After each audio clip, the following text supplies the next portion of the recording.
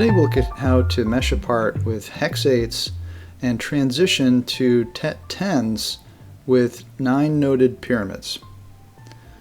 The part we have is split into two pieces, and we'd like to mesh part of it with bricks and part of it with Tets. So what we'll do, we need to first create glue coincident mesh mating conditions between the two parts. And then we'll create a brick mesh on part of it. And here we'd like a coarse brick mesh. And we'd like that to transition to a fine Tet10 mesh. And here you'll see in the mesh properties there's a toggle for transition with pyramid elements. We want to make sure that that's turned on. We'll make sure that attempt-free mapping is off, and we'll put it into the same collector. And here you'll see in the mesh collector